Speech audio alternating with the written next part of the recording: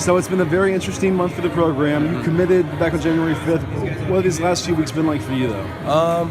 Honestly, they haven't been too bad. I mean, as people have been saying, I've been kind of silent on everything. Just trying to stay off just because I know all the commotion and everything going on. I didn't really want to get caught up in it. And I talked on the phone with all the USC coaches, and we were fine. So, I mean, it's been a crazy process, but I'm glad it's over. Yeah. And I feel like I made the right choice. I was talking to Ethan Ray, your teammate here, your teammate now at USC. Mm-hmm. He was telling me you never wavered this last month. No. So, I mean, obviously I just wasn't out there on social media or everything, but I was fine. I was good. I imagine you had coaches still calling you, though, from other schools trying to get you to change your mind? Of course, definitely. How tough was that to manage and deal with? I mean, it was a little tough because those are the people that have been recruiting me the whole time, and you kind of feel bad a little bit, but at the same time, they know I'm committed and stuff like that. So it's kind of like balancing, finding that happy medium. Well, what was your reaction? Obviously, it's been a while now, but Kingsbury left, and then there was kind of a wait to see who was going to replace him, and then Graham Harrell gets hired.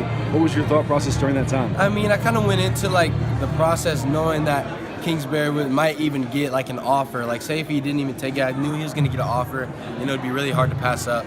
So I kind of committed to the school, which is a lot of people say to do. And I mean, once he left, I was like, oh, like, dang, I'd like to play for him. But at the same time, I'm happy for him.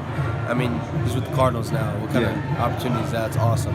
And then that time, that period, just waiting. I was just waiting to see who they bring in. And Coach Graham, I mean, I love him. Great person. Obviously, I already know he's a great coach, but I talked to him a couple times. He's a great person. Love him. What were you reaching out to Coach Helton and the staff, like asking about who you're going to hire? Definitely. I mean, definitely. I was trying to get a little insight or whatever, and it was kind of, they were just waiting it out until they made that announcement that they hired Coach Graham, and that's when they let me know. And I mean, introduced me to him, and I was really happy with it. It's like the same type of offense, and obviously little different variations, but I love him. So how soon after he was hired did you hear from him? I actually heard from him like a day probably. Came down to the school to say what's up, and like he was just like a great person. I mean, personality-wise, just super like just outgoing person, kind of like my personality, just taking everything in, and just really happy to be like where he was. So I'm really happy to work with him, and I've been talking to him. Did you guys talk much X's and O's, or? I mean, not so much. I think we'll probably have more time for that, obviously. So he just wanted to get to know me as a person. I feel like that was more important to me, because obviously that off the field stuff is going to be important as well as on the field. Yeah, for sure. Have you gone back and kind of researched his offense and some of the numbers and stuff, or? A little bit, but I just know that it's like that air raid. Same type of offense. I watched a couple clips of it. I mean, I love it. So it's like a receiver's dream, basically. Well, it's especially significant that USC keeps Jim Board losing Brew McCoy. I know you guys were close. What was your conversations with him during his whole decision? Yeah, I mean, it was a really rough decision for him. Yeah. I mean, because that's like my guy. I love him and his family. Great people. Always been really cool to me, and I love them. Obviously, I wanted to play with Brew, and I know Brew, vice versa, the same way. But he had to do what's best for him, and I told him, like, if you feel like this isn't right for you, and you feel like you got to go that, you got to do what you feel is right. Because at the end, you got to be happy. I want you here, but at the same time, you got to be happy with where you are. Yeah. How many times did you all talk when he was kind of? Definitely, like all the time. I mean, I talked to him regardless, whether he was at USC or he was still at Modern Day. I would still talk to him. So it was kind of just like that friend type of relationship.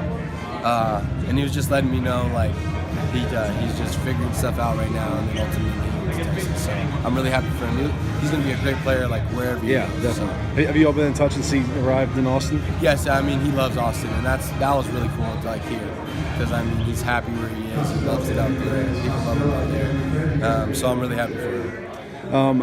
I talked to you a few weeks ago, it wasn't that long ago, about your rehab, and everything was going well.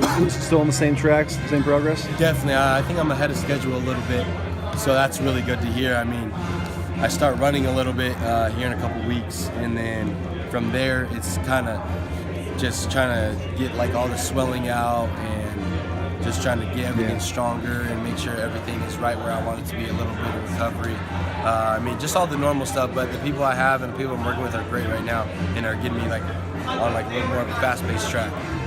Do you and Ethan kind of compare notes and talk about all the time. I'm like, hey, bro, I did these jumps today. I did this jog today. And he's like, oh, I did this other day. And, you know, like that's kind of where I'm a little ahead of him because I did my surgery a little before. Yeah, right.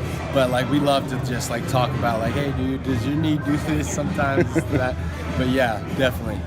Have you thought about if you want to redshirt the first year and not even push it, or if you want to try and get what you can out of it? I think I'm going to play.